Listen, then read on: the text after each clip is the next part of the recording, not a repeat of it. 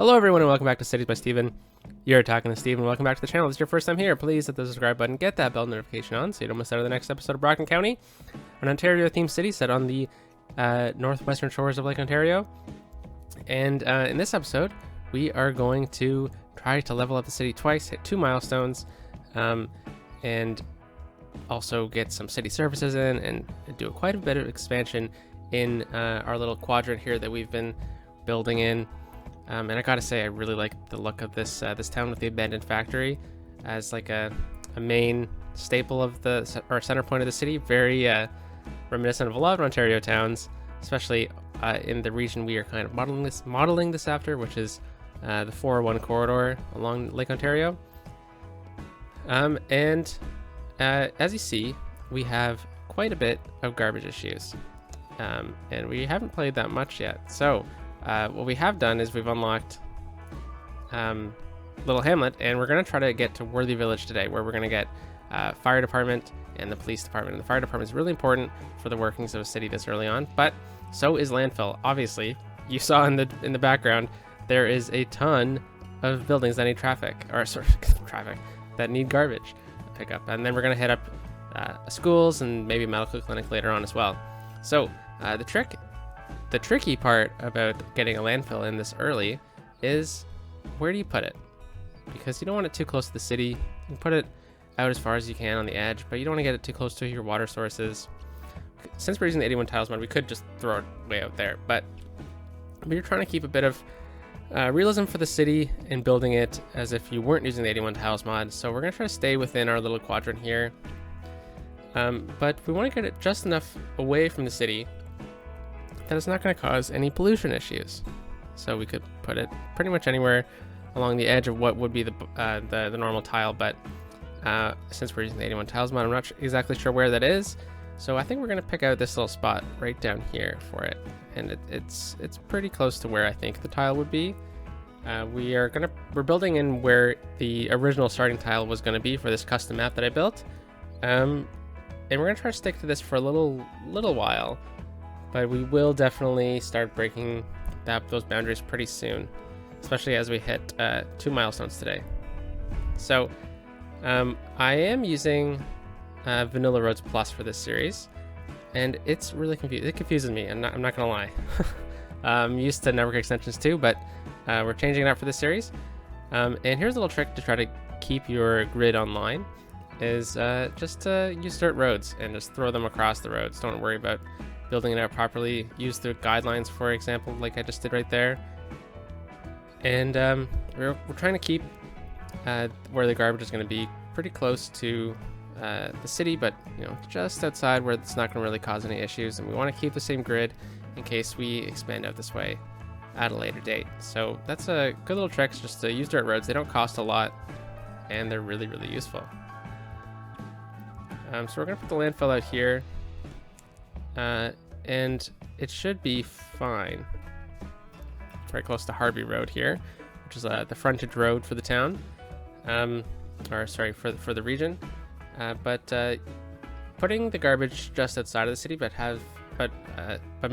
if you make sure that it has a lot of connections, like we do here with being close to Harvey Road and Highway 19, I believe it is. Very useful. So here we're kind of showing off a bit of a mod, which is one of the few mods we're going to use in the city. It's building spawn points, and it allows you to kind of spawn where the trucks are going to go in and out.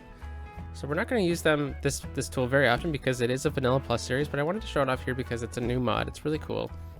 We're definitely going to use it in industrial areas, but I just wanted to show it off right here. It's really cool. And here's another little trick. If you turn the garbage budget to 101, you get an extra truck, and it really doesn't cost that much at all. So a bit of a trick. Hope you use it because it's quite handy, not gonna lie.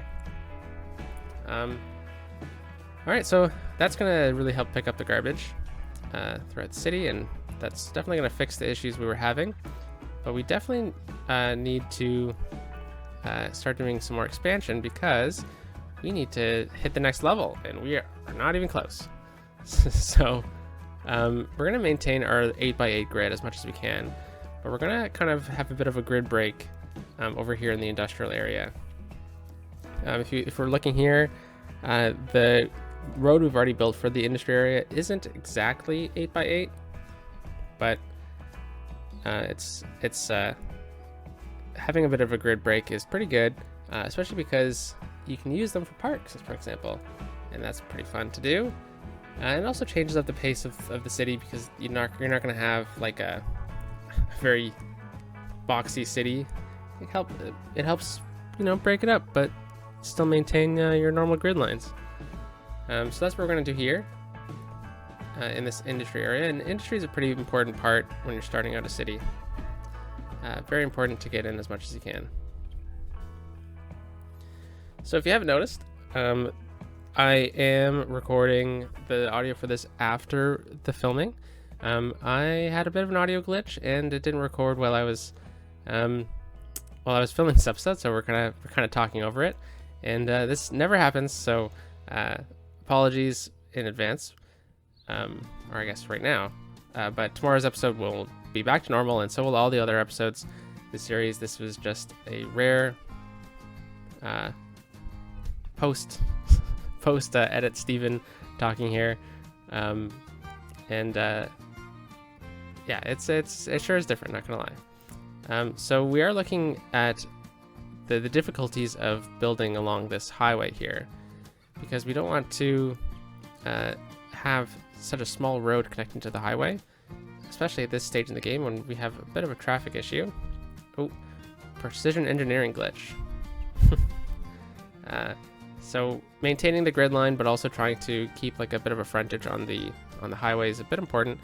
And if you notice to the left of the screen, we have the same thing going on over there. We have one grid line coming, or a grid section coming pretty close to the highway. That's fine, but you can use these sections here, especially if you have a highway or main road coming through the downtown of your city. You can use them to build schools, parks, put your city services on them. And if you look at maps of cities where you have highways cutting through towns, you'll notice that it's a pretty realistic thing to have. So playing around with the grids here a bit, but we will go right back to what we were doing before. So a little silly, but you also need to make sure that you have enough connections to the highway so that your citizens can get onto the highway, and you don't have too much traffic, because traffic is going to be an issue in the city, and that is a little bit by design, a little bit by coincidence as well. Traffic in Ontario is horrible. The 401, which is the main highway going through this map, or at least it's modeled after the main highway going through this map, is known as one of the worst highway traffics in the world. So we're going to try to maintain that theme, I guess, but a little tricky as well. So it's going to be a bit of an interesting thing to do during this series. So I'm excited to take on that challenge and share it along with you guys. So we're kind of eyeing out what would be the edge of this town, and we're going to build a bit of a frontage road to this little estuary that we have going on over here. And this is going to act as kind of like a slight park, kind of mini nature reserve. You see this a couple times, or sometimes in towns that are along rivers. They'll kind of leave an embankment of undevelopable land along the shorelines of these little estuaries. I'm not even sure if that's the right word. Little kind of jut outs from the rivers or the lake even. So the idea is we're going to probably get a pathway around it. We're going to turn it into a bit of a park. I don't know if we're going to make it like a formal park or not, but we will see.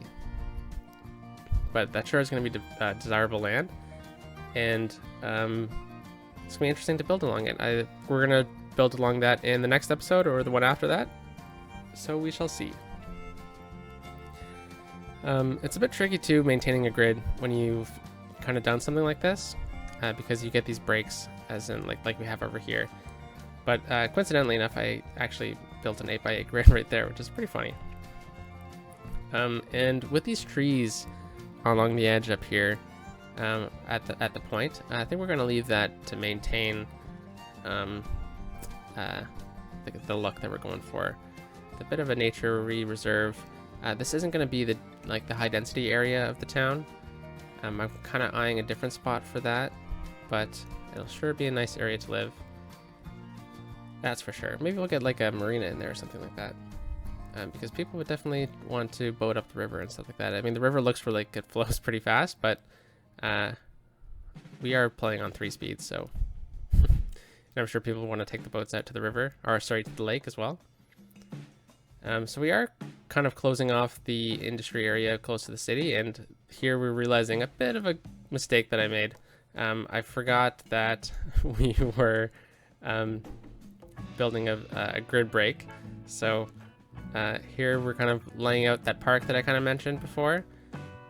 So I think that area might be a good place for a park. It's going to break up the industrial part of the town and the residential part of town. And we are noticing that there is some sick people because they're too close to industry. So that's something we're going to have to change. We're going to switch those to commercial buildings. They offer a bit of a buffer. Offices are the best buffer, in my opinion. But we don't have offices unlocked yet. So we're kind of seeing the town come together now. This is definitely going to be maintained as like a lower density town, like a small town kind of vibe. But it is important for me to get to build a town here and not have to worry about rezoning it with high density later on, as I like that kind of vibe in City Skylines. So sure is fun to do. So we're going to keep some symmetry here, and we're going to actually remove that road we just built, and we're going to maybe make those little sections a bit of a park later on. Who knows? Or maybe a bit of more of like a commercial park. So we shall see how that lines up. And then, funny enough, soon enough, we're going to find out that we messed up again. So a little bit silly, but you know, if you're trying to keep symmetry, sometimes you just mess up, right? So I'm surprised I didn't notice it before, to be honest, but that's okay. So it means that we've messed up our industrial area when we're trying to fix our little bit of a grid break, but yet maintain the same values. So there's me trying to figure it out. And I messed it up. A little bit of a mouse touch there. Yeah. Okay, that works. Good job, Steven. And here we're gonna maintain. We're gonna extend the park area out, but we'll probably look at making that park in a future episode. Maybe next episode. Maybe the one after that. We shall see what we get up to in episode 3. But you know, it's really important to me to maintain a proper and strong grid. I don't really like when they break up too much and you have like a bunch of little teeny ones, like single lots and stuff like that. So yeah, interesting. So here's me realizing that I just broke up the symmetry that we were just talking about making. Oh, there we go. And we have quite a big area here that's a bit of a grid break, so it's going to make for a pretty nice park, especially because it's going to be pretty close to the water. So we'll see what we get down there. I'm not sure. I don't think I zoned that area up this time, but oh, there we go. Wouldn't be a Cities by Steven episode if I didn't forget about water, right? So let's make sure that doesn't happen again by adding in water all across the downtown, or the small town downtown that we just built. So always silly that I literally forget every episode, but anyways, that happens. And we also have an opportunity to rename some of these roads as well. So if you have a suggestion for a main road, we're not going to rename all the roads, but perhaps like the main avenues and stuff like that, the bigger streets, the more important streets that we have, I'm going to rename. So if you have any name suggestions, go for it. We're trying to keep the theme of this city to, Ontario themed names. Hey, look at that. Worthy Village. So Ontario themed names, Canadian historical names, British town names. So if you have any name suggestions at any point, throw them down in the comments, because I will 100% use your names in the suggestions. So, for example, this main street that we're building off of right now will definitely need to be renamed, and will definitely need to be grown as well, because this is going to be a pretty main connection. And I'm kind of seeing that because the roads that connect to the highway are going to see the ones with traffic, right? So those are going to be the main avenues, and we shall see if we even decide to name all of the roads in this town. But it's something that we didn't do in the last 2 series, is name roads, so I figured we should probably try to change that up this time around and name some roads, because I think it's a really cool opportunity to do so, and a lot of fun. So we're just kind of zoning out right here. We're kind of leaving the middle section of that semicircle that we built to develop next time, because it's going to be interesting to see what we do with the extension of the road, the growth of that road, because that's going to be a main collector, or even an arterial, I guess, an arterial road. But since we unlocked Worthy Village, we need to get city services, and city services are extremely important. And fire is definitely the most important, because as soon as you unlock Worthy Village, fires start happening. And as you see, in the top left corner, we already have a fire in the city. It's in the residential area, so we need to get a firehouse in. And where should the firehouse go? Well, a firehouse should definitely be close to an arterial road, in an industrial section, because I think that they look really good in industrial sections of the city. And I believe when firehouses first started being built, they first started to take over old warehouses and stuff in industrial areas. So right now we're just kind of using the new node controller mod along Pierce Street to try to level out the terrain a bit without kind of funkying around with too many of the nodes. We're going to add in a node here, and by making it a stretched node, what you do is it levels out the terrain around where we had the firehouse, so we get a little bit less glitching than we did before. So it makes it a bit flatter, a steeper slope closer to the highway though, but I felt it was important to remove the glitch. And here we go with the building spawn points mod. Again, they're really useful to do, because you see where the truck came out. They just spawn right at the beginning there, but you can actually move it over to wherever you want. So we're going to try to move the building spawn point closer to that middle garage, so it's going to seem a bit more realistic that they're coming out of the region. And then we're also going to add a police station in the downtown, and we're going to put it more towards the commercial center of the town. We're going to take over that residential square that we built. It fits perfectly, and we are using the European themes for this town's city services, because I feel like this town deserves a bit of an older vibe, right? But in later episodes, we will definitely add in more urban or more modern city services. But when it comes to the schools, though, I think we need a more modern school. So that's the European school. That's the more modern school. I think we're going to add it in at one of those highway frontage points, because we're going to get a lot of space to maybe add in some sports fields or something like that in here. Plus, it kind of gives a bit of a lot as well. So when we unlock landscaping tools and stuff like that, we will come back and detail the schoolyard. Plus, I think we unlock high schools at the next level too, and that's going to be something we're going to have to figure out where we're going to put that. But I think we'll probably put that to the right of where we are right now. It's kind of fun coming back and watching this over again, because I get to kind of comment about things that I've thought about since recording the episode as well, instead of doing it live. But we are very close to unlocking the next tile already. The next milestone, that's the word. So we only need 200 more people-ish, well, 175 really. So we're gonna look at extending over to the right a bit more, because we already have a highway connection over here, and this is gonna be probably more of a residential highway connection. So maybe we'll even ban trucks coming in from that section or something like that. There are, when you're driving along some highways, it says like this town, the next 3 interchanges, and then it says like industrial zone over here kind of thing. So maybe we'll do something like that with that kind of vibe.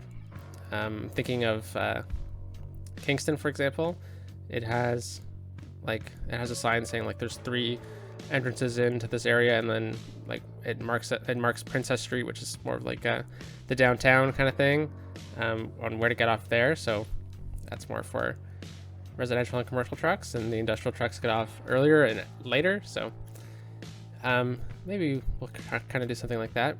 But traffic is definitely going to be a fun thing to play with for the city. So right now we're just kind of meeting the city's needs. It has a lot of industrial demand, and the thing is, I don't want to get too close to the residential areas, but you also want to maintain a bit of realism, and putting residential and industrial together isn't a rare thing, especially in older towns. So it's a little frustrating to deal with in the game, but it is what it is. So we're almost there. So we're just gonna kind of wait here, and then we're gonna unlock districts, I think, too.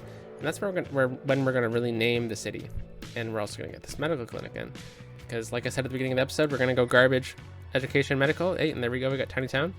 So medical was the 3rd one of the 3, and we're unlocked quite a bit, including the fences and stuff like that. So we'll be able to detail the schoolyard in a future episode, perhaps the next one. We'll see. And we also unlock some of the assets, the very few assets we have. And it's something I didn't mention in the last episode, is we do have 2 extra library assets. One's a bit more modern, one's a bit more rural, and they just kind of help balance out the game with the libraries, because the library is a massive building, and it doesn't really do that much. So those assets aren't really game breaking or anything like that. They're not really changing the theme of the series, or of the game, but it's still really important. So we're gonna put the clinic over here close to the entrance on this residential section, because it seems like that would be a good spot for a medical clinic, more like a family doctor, So, the city's coming along pretty good, and we're gonna start getting the districts in. So we kind of have 3 sections of the city so far. We have a bit of a waterfront, we have an industrial, and then we have what is kind of more the main town. So the names of this town, the names of this county, which is named Brockton County, after Sir Isaac Brock, who was a general in the War of 1812 for the British. He is quite a revered figure in Canadiana. He kind of, it's a lot difficult, but what he kind of did was he saved, in quotation marks, Canada from American advancement. And I know Americans watching this will think, whoa, well, the British were the aggressors. Yeah, you are right. But Canada was just a colony, Upper Canada at the time, which was Ontario. And Sir Isaac Brock was put into what was a colonial backwater at that time, former undeveloped part of the province of Quebec. And he protected it from American advancement pretty well with his Indigenous allies. He won a major battle at Detroit, and he also won a lot of other battles around southern Ontario, what is now southern Ontario, but died at Queenston Heights, which is just near Niagara. And he is revered in Canadian history because a lot of Canadian historians see the War of 1812 as the first time a Canadian identity is formed. So, and he is kind of seen as like the savior of that development of Canadian identity. So anyways, I studied history in university. I love the stuff, so very interesting. So anyways, so today, this series is going to be named after a lot of Canadian historical figures and realistic Canadian town names, because that's what a lot of Canadian town names are named after. So, for example, Brockville, Ontario is named after Sir Isaac Brock, even though Sir Isaac Brock never really fought up in Brockville. But there's tons of streets named after Brock. There's one in Oshawa, Brock Street. Anyway, so I didn't want to name the town, the main town, Brockton or anything like that. Brockton as in like Brocktown, which is an iteration of English language when naming cities. Like Kingston is Kingstown, but they dropped the W. Anyway, so we're gonna name this Batherston, this town Batherston, after the third Earl of something. Third Earl of Bathurst, Henry Bathurst, who was the colonial Secretary of the Colonial. What is it? I have it right here. Secretary of State for the War and the Colonies during the War of 1812. He was kind of like the political figure running the show over in the colonies at the time, and he kind of was a pretty important figure in the War of 1812 for the British side of things. So I figured that was a pretty good name. There are towns named Bathurst. There's streets named Bathurst in Ontario. There's a pretty major street in the GTA named Bathurst.